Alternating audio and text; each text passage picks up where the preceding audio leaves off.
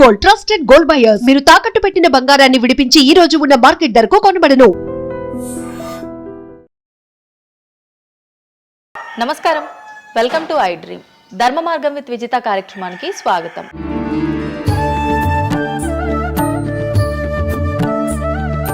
ప్రస్తుతం మనతో పాటు ఉన్నారు ప్రముఖ జ్యోతిష్యులు వేణుస్వామి గారు. ఇప్పుడు వారితో మాట్లాడి మరిన్ని విషయాలు తెలుసుకుందాం. ముఖ్యంగా మనకెన్నో సందేహాలు ఉంటూ ఉంటాయి, వాటి గురించి అడిగి తెలుసుకునే ప్రయత్నం చేద్దాం. నమస్కారం అండి. నమస్తే తల్లి. ఓం నమో వెంకటేశాయ. వెంకటాద్రి సంస్థానం బ్రహ్మాండే నాసికించిన వెంకటేశ సమోదేవో నా భూతో నా భవిష్యతి. ఇప్పటి వరకు కూడా రకరకాల విపత్తులు అయితే మనం చూసాం. గత ఉగాది మన కొత్త సంవత్సరం నుంచి కూడా ఇప్పటి వరకు చాలా విపత్తులు చూసినాం. అంటే పంచభూతాల్లో ఒక్కొక్కటి ఒక్కొక్క ప్రళయంగా, అగ్ని ద్వారా కావచ్చు, గాలి ద్వారా కావచ్చు, రకరకాలుగా. ఇప్పుడు ఈ గ్రహాల మార్పుల వల్ల ఏవో రాబోతున్నాయని, మొన్న రీసెంట్గా బ్రహ్మంగారి ఇల్లు కూలింది అని, అంటే ఎక్కడ ఏ మూలన ఏం జరిగినా కూడా దాన్ని ప్రతి ఒక్కదానికి లింక్ చేసి దానివల్ల ఏదో దుష్ప్రభావాలు రాబోతున్నాయి, దీనివల్ల ఇబ్బందులు పడబోతున్నారని చెప్పి చెప్తున్నారు.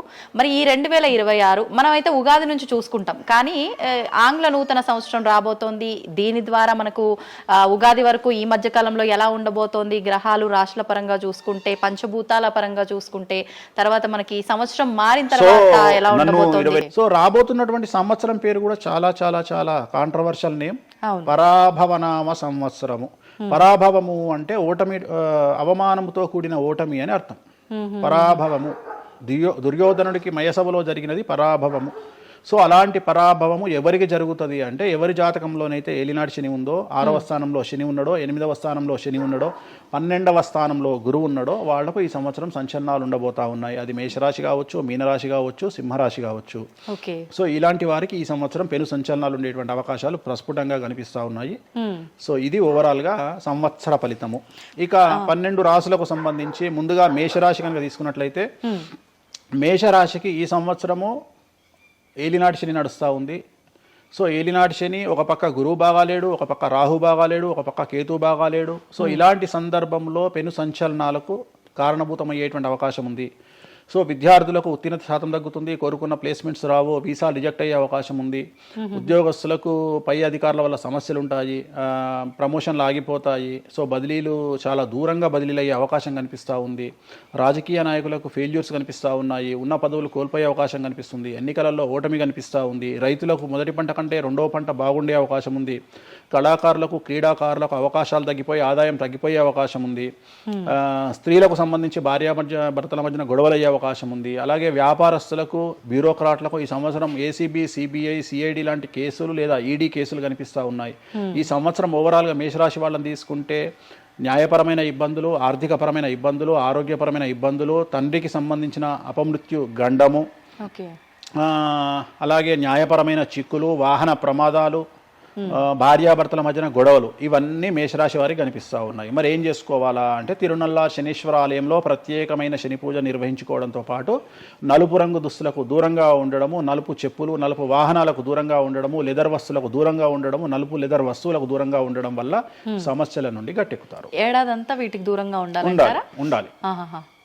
మరి తర్వాత నెక్స్ట్ వృషభ రాశి. సో వృషభ రాశి వారికి ఈ సంవత్సరం 100కు ఇంచుమించుగా 75% అనుకూలంగా ఉంది. రాహువు, కేతువు, గురువు, శని అనుకూలత కనిపిస్తూ ఉంది. చాలా బాగుండబోతా ఉంది. ఈ సంవత్సరం మే నుండి విపరీతమైన రాజయోగం పట్టబోతా ఉంది. చాలా అనుకూలంగా ఉంది. విద్యార్థులకు ఉత్తీర్ణత శాతం ఉంటుంది. స్త్రీలకు అనుకూలమైన ఫలితాలు ఉంటాయి. స్త్రీలకు మీ ఇంట్లో కమాండింగ్ అంతా మీదే ఉంటుంది.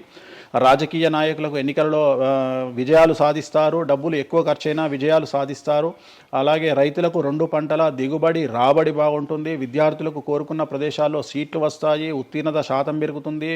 అవివాహితులకు వివాహ యోగ సూచనలు కనిపిస్తున్నాయి. సంతానం లేని వారికి సంతాన యోగం కనిపిస్తూ ఉంది. వ్యాపారస్తులకు, అన్ని రంగాల వ్యాపారస్తులకు అనుకూలమైన ఫలితాలు ఉండబోతా ఉన్నాయి. క్రీడాకారులకు, కళాకారులకు అవకాశాలు, ఆదాయము పెరుగుతాయి. ఓవరాల్గా ఈ సంవత్సరం పూర్తి స్థాయిలో మీకు ఎటువంటి సమస్యలు కనిపించడం లేదు. చాలా బాగుంది కాబట్టి మీకు ఎటువంటి రెమెడీస్ అవసరం లేదు. వీలైతే సోమవారం నాడు శివాలయంలో రుద్రాభిషేకాన్ని నిర్వహించుకోండి. సో నెక్స్ట్ మిథున రాశి. ఈ సంవత్సరం ఏదైనా రాశి 100కు 110% అనుకూలంగా ఉంది అంటే మిథున రాశి. సో గురువు, రాహువు, కేతువు అన్ని గ్రహాలు అనుకూలంగా ఉన్నాయి. పట్టిందల్లా బంగారంగా ఉంటుంది. గురువు అతిచారం వల్ల మీ జాతకం చాలా బాగుండబోతా ఉంది. గత 10 సంవత్సరాల నుండి మీరు పడుతున్నటువంటి కష్టాలన్నీ తొలగిపోయే అవకాశాలు కనిపిస్తూ ఉన్నాయి. సో కొత్త స్పీడ్తో ముందుకు వెళ్ళండి, కొత్త ఆలోచనలు చేయండి, ఎంత గొప్పగా జీవితంలో ముందుకెళ్లాలో ప్లాన్ చేయండి, చాలా గొప్పగా ఆలోచించండి, చిన్నగా ఆలోచన చేయకండి. గురువు విపరీత రాజయోగాన్ని ఇవ్వబోతా ఉన్నాడు. దైవబలం మీకు అనుకూలంగా ఉంది, గురుబలం మీకు అనుకూలంగా ఉంది, శనిబలం మీకు అనుకూలంగా ఉంది. కాబట్టి కొత్త వ్యాపారాలు ప్రారంభించండి, విపరీతమైనటువంటి చాలా గొప్పగా కలలు కనండి, ఆ కలలను సాకారం చేసుకునే దిశగా ప్రయాణం చేయండి. విద్యార్థులకు అనుకూలంగా ఉంది, ఉద్యోగస్తులకు అనుకూలంగా ఉంది, వ్యాపారస్తులకు అనుకూలంగా ఉంది, రైతులకు 2 పంటలు అనుకూలంగా ఉంది. సో ప్రతి వాళ్ళు చెరువులు, తర్వాత చేపల చెరువులు, రొయ్యల చెరువులు పండించే వాళ్ళకు అనుకూలంగా ఉంది, పౌల్ట్రీ ఫామ్ వాళ్ళకు అనుకూలంగా ఉంది, రాజకీయ రంగం వారికి అనుకూలంగా ప్రజల్లో మంచి మార్పులు కనిపిస్తూ ఉన్నాయి. స్త్రీలకు మీదే కమాండింగ్గా ఉంటుంది, కుటుంబంలో మీరు ఏం చెప్తే అది జరిగేటువంటి అవకాశాలు కనిపిస్తూ ఉన్నాయి. సో మిథున రాశి వారికి పూర్తి స్థాయిలో అనుకూలంగా ఉంది. ఎటువంటి రెమెడీస్, ఎటువంటి పూజలు అవసరం లేదు. అద్భుతమైతే వీళ్ళది. నెక్స్ట్ కర్కాటక రాశి. సో నెక్స్ట్ కర్కాటక రాశి. సో కర్కాటక రాశి వారికి కూడా ఇంచుమించు 90% అనుకూలంగా ఉంది. కాకపోతే ఇక్కడ ఉన్న సమస్య ఏంటి అంటే మే వరకు 2026 మే వరకు కొద్దిగా వీళ్ళకు గురువు 12వ ఇంట్లో ఉన్నాడు కాబట్టి కాళ్ళు చేతులు విరిగే అవకాశం ఉంది, దెబ్బలు తగిలించుకునే అవకాశం కనిపిస్తూ ఉంది. జాగ్రత్తగా ఉండండి. సాధ్యమైనంత వరకు లెమన్ ఎల్లో కలర్ దుస్తులు ధరించే ప్రయత్నం చేయండి. చాలా అనుకూలంగా ఉండబోతా ఉంది. రాజకీయ రంగంలో ఉండే వాళ్లకు విపరీతమైనటువంటి విజయాలు సిద్ధిస్తాయి. జనాల్లో అనుకూలమైన వాతావరణం ఉంటుంది. వ్యాపారస్తులకు విశేషించి అనుకూలంగా ఉంటుంది. విద్యార్థులకు అనుకూలంగా ఉంటుంది. అలాగే రైతులకు అనుకూలంగా ఉంటుంది. కళాకారులకు, క్రీడాకారులకు మరీ అనుకూలంగా ఉంటుంది. కాకపోతే ఓవరాల్గా కర్కాటక రాశి వారికి ఈ సంవత్సరం కొద్దిగా శత్రువుల యొక్క బెడద ఒక 10% కనిపిస్తూ ఉంది. కానీ శత్రువులను పట్టించుకోకండి. శని బలం వల్ల వాళ్ళు ఎంత ప్రయత్నాలు చేసినా, రాహు బలం వల్ల వాళ్ళు ఎంత ప్రయత్నాలు చేసినా మిమ్మల్ని ఎవరు ఏమీ చేయలేరు. సో మీరు చేయాల్సింది ప్రతి గురువారం నాడు లెమన్ ఎల్లో దుస్తులు ధరించే ప్రయత్నం చేయండి. అలాగే శ్రీకాళహస్తిలో గురు దక్షిణామూర్తి వద్ద గురువారం నాడు గురుహోరలో గురువుకు అంటే దక్షిణామూర్తికి అష్టోత్తర పూజ చేయించుకోండి. అలాగే పసుపు రంగు పువ్వు ఏదైనా ఉంటే అక్కడ నుండి తెచ్చుకొని ఇంట్లో పెట్టుకోండి. మీకు అనుకూలమైన ఫలితాలు ఉంటాయి. అంటే శని వీళ్ళకి ఫేవర్గా ఉన్నాడు అంటే శని వీళ్ళకి చాలా ఫేవర్గా ఉన్నాడు, రాహు ఫేవర్గా ఉన్నాడు, కేతు ఫేవర్గా ఉన్నాడు, మే నుండి గురువు కూడా ఫేవర్గా ఉంటాడు. అది ఉన్న చిన్న ఇబ్బందులకు కూడా ఏమైనా దానాలు అలాంటివి అదే మనం చెప్పిన ఎందుకు గురువు లెమన్ ఎల్లో కలర్ గురువుకు దక్షిణామూర్తి సరిపోతుంది, ఇంకా అవసరం లేదు, దానాలు అవసరం లేదు. మరి తదుపరి రాశి. సో నెక్స్ట్ సింహరాశి. సింహరాశికి ఈ సంవత్సరం అష్టమ శని నడుస్తూ ఉంది. గురువు వ్యతిరేకమైన ఫలితాలు, రాహు కేతువు చాలా నెగిటివ్గా ఉన్నారు. సో ఇంచుమించుగా 4 గ్రహాలు వ్యతిరేకమైన దిశలో ఉన్నాయి. అష్టమ శని అంటే తల్లికి ఆరోగ్యపరమైన ఇబ్బందులు ఉంటాయి, మానసికమైన ఇబ్బందులు ఉంటాయి, శారీరకమైనటువంటి అనారోగ్య సమస్యలు ఉంటాయి, అలాగే ఆర్థికపరమైన ఇబ్బందులు, న్యాయపరమైన చికాకులు ఉంటాయి. జాగ్రత్తగా ఉండండి. నలుపు రంగు దుస్తులకు దూరంగా ఉండండి. విద్యార్థులకు సమస్యలు, ఉద్యోగస్తులకు సమస్యలు, వ్యాపారస్తులకు సమస్యలు, ఈడీ కేసులు, పోలీస్ కేసులు, బ్యూరోక్రాట్స్కు సిబిఐ కేసులు, రైతులకు పంటల దిగుబడిలో నష్టము, కళాకారులకు, క్రీడాకారులకు వాళ్ళ అవకాశాలను ఇతరులు దక్కించుకునేటువంటి అవకాశం కనిపిస్తూ ఉంది. స్త్రీలకు భార్యాభర్తల మధ్యన గొడవలు. సో ఓవరాల్గా సింహరాశి వారికి ఏ రంగంలో వారైనా సమస్యలు కనిపిస్తూ ఉన్నాయి. అష్టమ శని ప్రభావం కనిపిస్తూ ఉంది కాబట్టి నలుపు రంగు దుస్తులకు దూరంగా ఉండండి. తిరునల్లార్ శనీశ్వర ఆలయంలో ప్రత్యేకమైన శని పూజను నిర్వహించుకోవడం ద్వారా సమస్యల నుండి గట్టెక్కుతారు.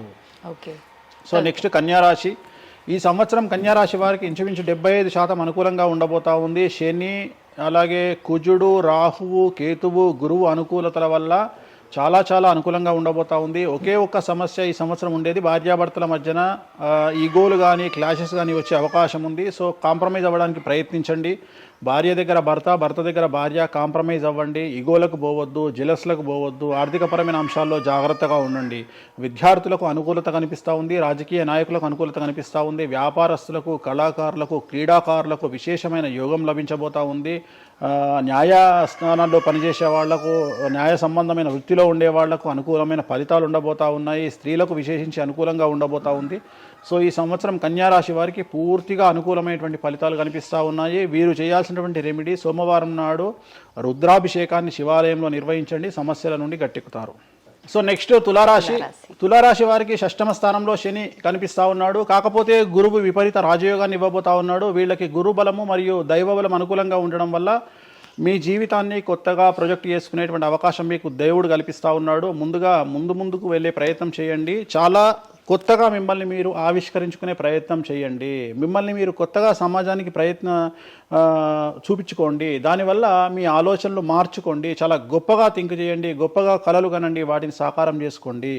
గురువు అనుకూలంగా ఉన్నాడు, కాకపోతే కుటుంబంలో పెను సంచలనం జరిగే అవకాశం కనిపిస్తూ ఉంది. 6వ స్థానము భాగ్యానికి మరియు శత్రుత్వానికి కారకుడు కాబట్టి శని వల్ల సంచలనం జరిగే అవకాశం ఉంది. విద్యార్థులు, ఉద్యోగస్తులు, వ్యాపారస్తులు, కళాకారులు, క్రీడాకారులు, రైతులు, అలాగే రాజకీయ నాయకులు ఎవరైనా సరే వాళ్ళ జీవితంలో ఏదో ఒక పెను సంచలనం జరిగే అవకాశం కనిపిస్తూ ఉంది. నలుపు రంగు దుస్తులకు దూరంగా ఉండండి.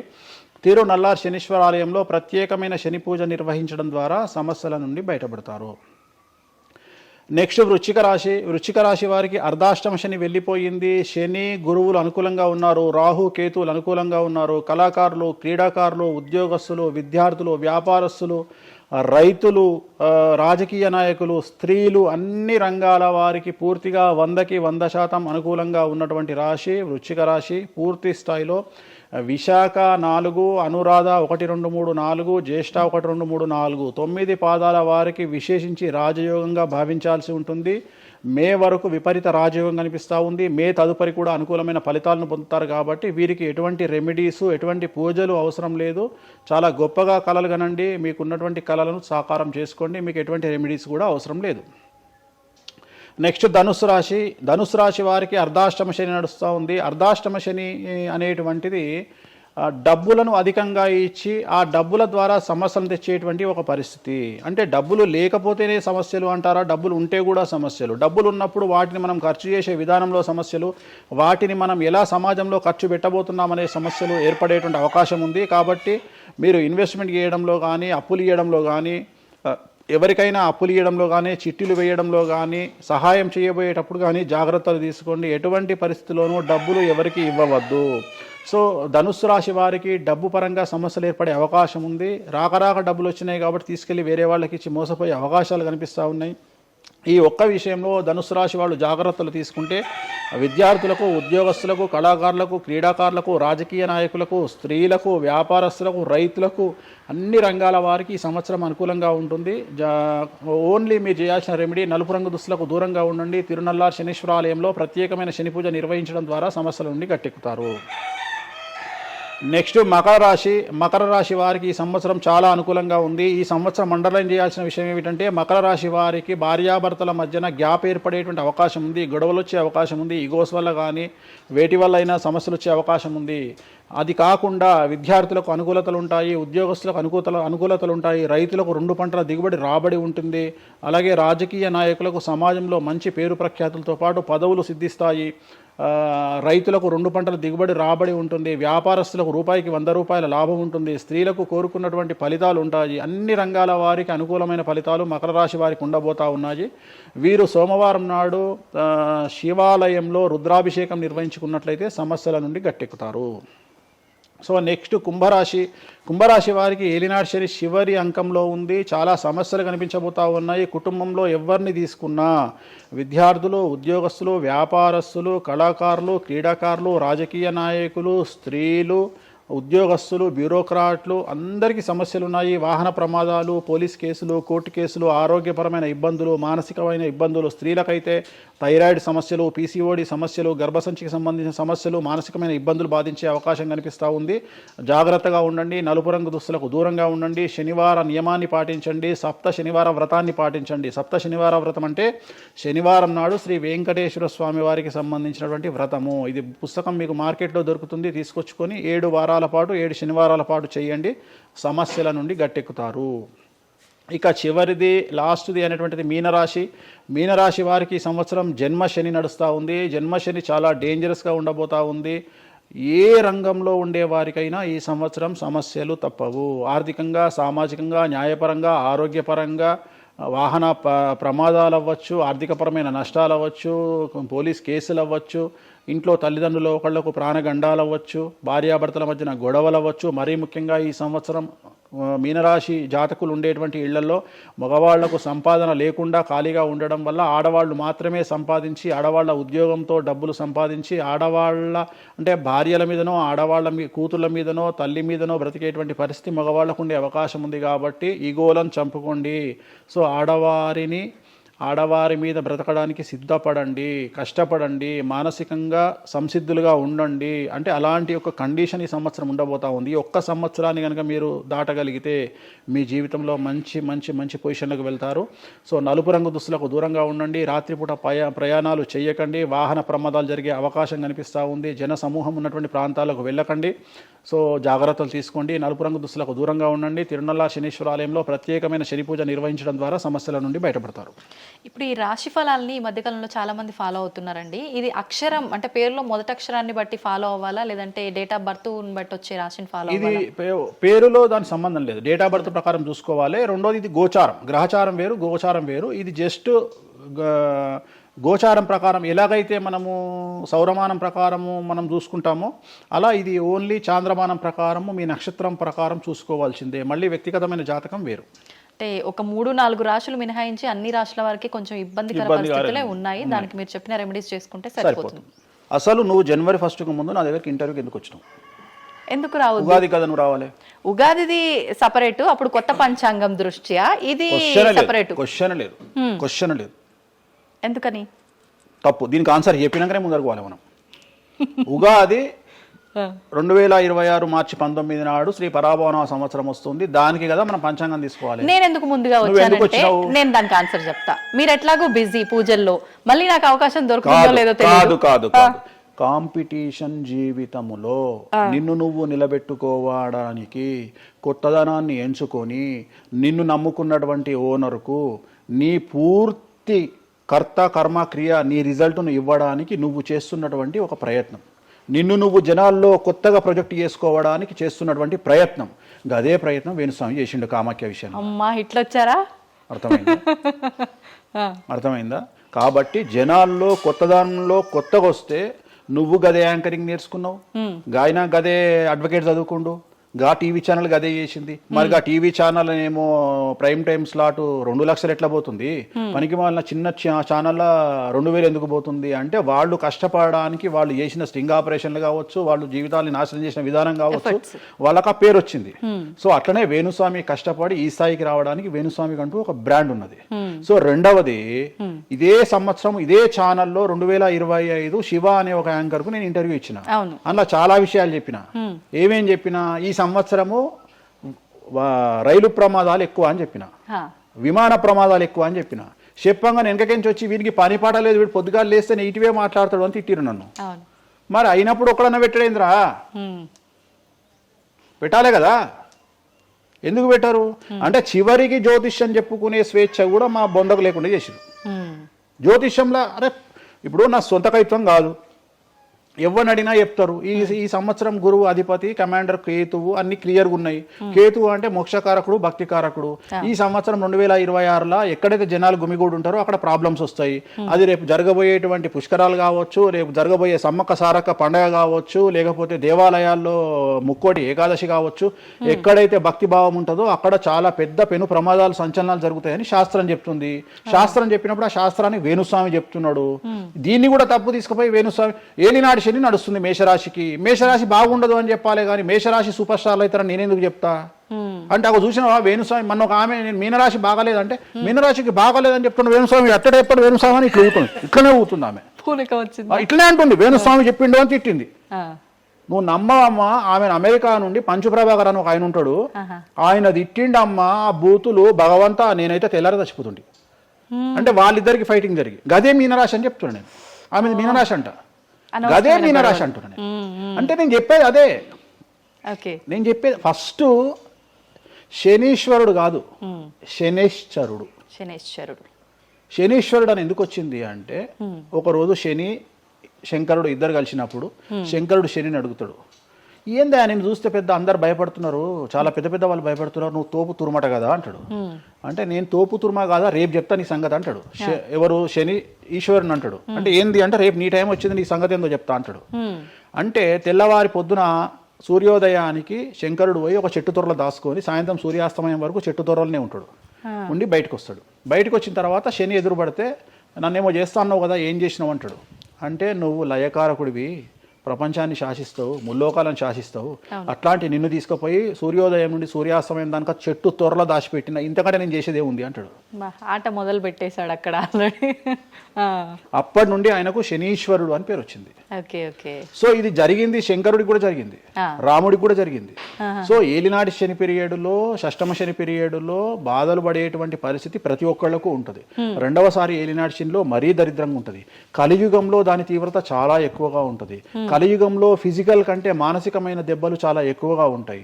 జనాలు కొట్టే దెబ్బలు చాలా ఎక్కువగా ఉంటాయి. నరఘోష వల్ల తినే దెబ్బలు చాలా ఎక్కువగా ఉంటాయి.